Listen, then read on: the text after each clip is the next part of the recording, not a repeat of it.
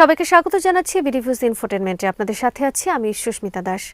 বাংলাদেশ বিমান বাহিনীর প্রধান air chief marshal Hasan Mahmud খানের সঙ্গে পাকিস্তান বিমান বাহিনীর প্রধান air chief marshal Zahir Ahmed Babar সিধুর ইসলামাবাদে অনুষ্ঠিত সাম্প্রতিক বৈঠকটি দক্ষিণ এশিয়ার সামরিক ও কৌশলগত বাস্তবতায় একটি তাৎপর্যপূর্ণ ঘটনা হিসেবে বিবেচিত হচ্ছে। কারণ এই বৈঠক কেবল আনুষ্ঠানিক সৌজন্য সাক্ষাৎ বা দ্বিপাক্ষিক সম্পর্ক রক্ষার প্রচলিত কূটনৈতিক কর্মসূচির মধ্যেই সীমাবদ্ধ ছিল না, বরং এতে প্রতিরক্ষা সহযোগিতার গভীরতর স্তর, বিশেষ করে যুদ্ধবিমান সংগ্রহ, প্রশিক্ষণ কাঠামো, প্রযুক্তি স্থানান্তর, অপারেশনাল সমন্বয় এবং ভবিষ্যৎ কৌশলগত অংশীদারত্বের মতো বিষয়গুলো স্পষ্টভাবে উঠে এসেছে।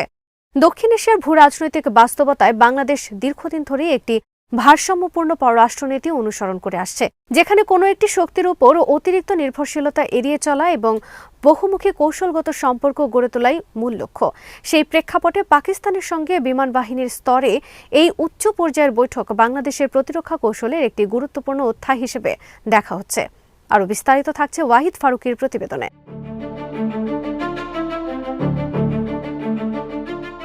এই বৈঠকের কেন্দ্রবিন্দুতে যে বিষয়টি সবচেয়ে বেশি আলোচিত হয়েছে তা হল চীন পাকিস্তানের যৌথ উদ্যোগে নির্মিত JF-17 থান্ডার যুদ্ধবিমান কেনার সম্ভাবনা এবং এই বিষয়ে উল্লেখযোগ্য অগ্রগতি।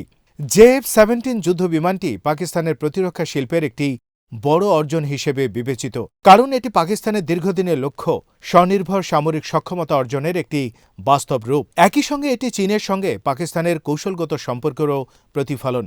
বাংলাদেশ বিমান বাহিনীর জন্য এই যুদ্ধবিমান কেনার বিষয়টি কেবল একটি প্ল্যাটফর্ম সংযোজনের প্রশ্ন নয়, বরং এটি সামগ্রিক বিমান যুদ্ধ সক্ষমতা, রক্ষণাবেক্ষণ ব্যয়, প্রযুক্তিগত স্বাধীনতা এবং ভবিষ্যৎ আপগ্রেডের সুযোগের সঙ্গে গভীরভাবে সম্পর্কিত।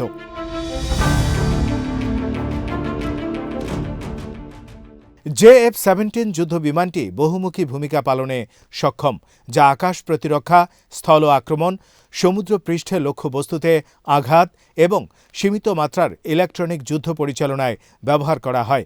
পাকিস্তানের দাবি অনুযায়ী 2019 এবং 2025 সালে ভারতের সঙ্গে উত্তেজনাকর পরিস্থিতিতে এই যুদ্ধবিমান কার্যকর ভূমিকা পালন করেছে, যা তাদের আত্মবিশ্বাস আরও দৃঢ় করেছে। যদিও এই দাবির মূল্যায়ন আন্তর্জাতিক পর্যায়ে নানা দৃষ্টিকোণ থেকে করা হয়, তবুও বাস্তবতা হল পাকিস্তান বিমান বাহিনী JF-17কে তাদের ফাইটার ফ্লিটের একটি মূল স্তম্ভে পরিণত করেছে। বাংলাদেশের জন্য এই অভিজ্ঞতা গুরুত্বপূর্ণ, কারণ বাংলাদেশ বিমান বাহিনীর বর্তমান বহরে বিভিন্ন উৎস থেকে সংগৃহীত পুরনো ও আধুনিক বিমানের একটি মিশ্রণ রয়েছে, যার রক্ষণাবেক্ষণ ও অপারেশনাল সমন্বয় একটি বড় চ্যালেঞ্জ।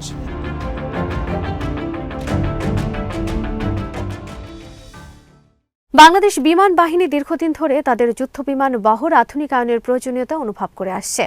দেশের আকাশসীমা রক্ষা, সমুদ্রসীমায় নজরদারি এবং আঞ্চলিক নিরাপত্তা পরিবেশের পরিবর্তনের সঙ্গে তাল মিলিয়ে চলার জন্য আধুনিক যুদ্ধবিমান অপরিহার্য। এই প্রেক্ষাপটে JF-17 একটি তুলনামূলকভাবে সাশ্রয়ী, বহুমুখী এবং আপগ্রেডযোগ্য প্ল্যাটফর্ম হিসেবে বিবেচিত হচ্ছে। পশ্চিমা যুদ্ধবিমানের তুলনায় এর মূল্য ও রক্ষণাবেক্ষণ ব্যয় কম, পাশাপাশি চীন ও পাকিস্তানের কাছ থেকে প্রযুক্তিগত সহায়তা ও প্রশিক্ষণ পাওয়ার সম্ভাবনাও বেশি। বাংলাদেশের মতো একটি উন্নয়নশীল দেশের জন্য এই বিষয়গুলো অত্যন্ত গুরুত্বপূর্ণ।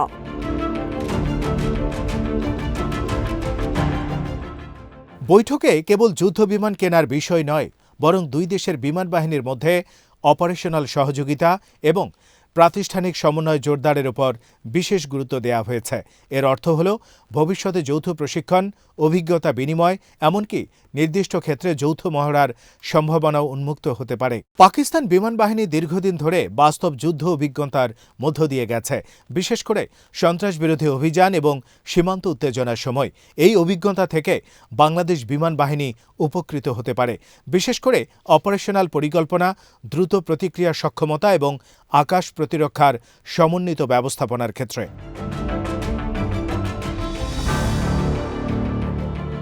পাকিস্তানের আন্তঃবাহিনী জনসংযোগ পরিদপ্তর যে বিবরণ প্রকাশ করেছে তাতে প্রশিক্ষণ, সক্ষমতা বৃদ্ধি এবং মহাকাশ প্রযুক্তিতে সহযোগিতার বিষয়টি বিশেষভাবে উল্লেখ করা হয়েছে। আধুনিক বিমান বাহিনীর ক্ষেত্রে মহাকাশ প্রযুক্তির গুরুত্ব দিন দিন বাড়ছে, কারণ স্যাটেলাইট নির্ভর যোগাযোগ, নজরদারি এবং গোয়েন্দা তথ্য সংগ্রহ ছাড়া আধুনিক যুদ্ধ পরিচালনা কার্যত অসম্ভব। বাংলাদেশ ইতিমধ্যে নিজস্ব স্যাটেলাইট উৎক্ষেপণের মাধ্যমে এই ক্ষেত্রে একটি গুরুত্বপূর্ণ পদক্ষেপ নিয়েছে। পাকিস্তানের সঙ্গে সহযোগিতা হলে এই সক্ষমতা আরও সমন্বিত ও কার্যকর হতে পারে, বিশেষ করে সামরিক ব্যবহারের ক্ষেত্রে।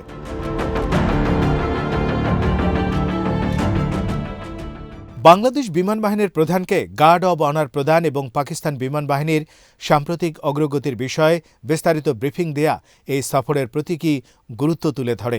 সামরিক কূটনীতিতে এই ধরনের আনুষ্ঠানিকতা কেবল সৌজন্যের বিষয় নয়, এটি পারস্পরিক সম্মান, আস্থা এবং ভবিষ্যৎ সহযোগিতার ইঙ্গিত বহন করে। পাকিস্তান বিমান বাহিনীর পক্ষ থেকে মৌলিক থেকে উন্নত উড্ডয়ন প্রশিক্ষণ এবং বিশেষায়িত কোর্স সহ একটি পূর্ণাঙ্গ প্রশিক্ষণ কাঠামোর মাধ্যমে সহযোগিতার প্রতিশ্রুতি দেওয়া হয়েছে, যা বাংলাদেশের জন্য একটি বাস্তব সুযোগ তৈরি করে। কারণ আধুনিক যুদ্ধবিমান কেনার পাশাপাশি দক্ষ পাইলট, প্রকৌশলী এবং গ্রাউন্ড ক্রুর অভাব হলে সেই সক্ষমতা পূর্ণভাবে কাজে লাগানো যায় না।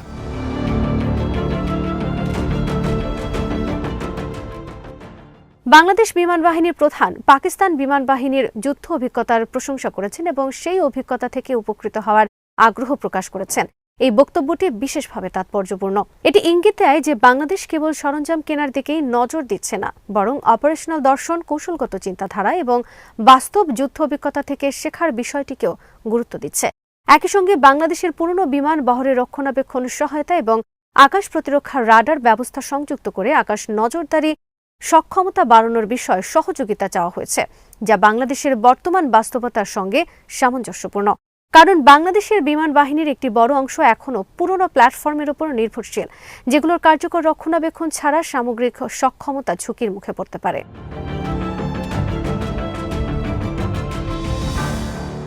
এই বৈঠক ও সফরের রাজনৈতিক ও কৌশলগত প্রেক্ষাপটও উপেক্ষা করার সুযোগ নেই। বাংলাদেশ ও পাকিস্তানের মধ্যে ঐতিহাসিক সম্পর্ক জটিল হলেও সাম্প্রতিক বছরগুলোতে উভয় দেশ ধীরে ধীরে প্রতিরক্ষা ও নিরাপত্তা সহযোগিতার দিকে এগিয়ে যাচ্ছে।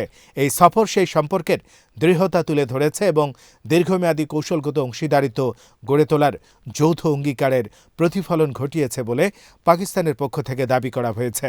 দক্ষিণ এশিয়ায় ভারত একটি প্রভাবশালী সামরিক শক্তি হিসেবে বিদ্যমান এবং বাংলাদেশ তার পররাষ্ট্র নীতিতে ভারসাম্য রক্ষা করতে চায়।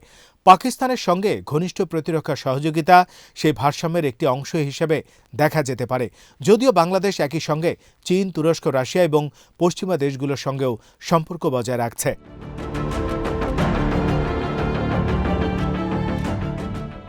JF-17 যুদ্ধবিমান কেনার সম্ভাব্য সিদ্ধান্ত বাংলাদেশের প্রতিরক্ষা নীতিতে একটি গুরুত্বপূর্ণ বাঁক নির্দেশ করতে পারে।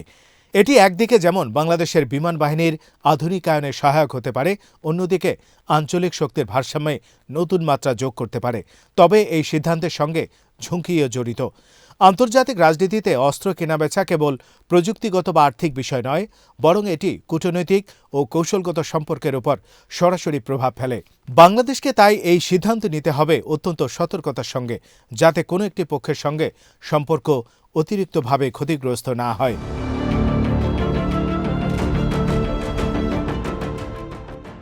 সব মিলিয়ে ইসলামাবাদে অনুষ্ঠিত এই বৈঠকটি বাংলাদেশের প্রতিরক্ষা কৌশল, বিশেষ করে বিমান বাহিনীর ভবিষ্যৎ দিক নির্দেশনা সম্পর্কে গুরুত্বপূর্ণ ইঙ্গিত দেয়।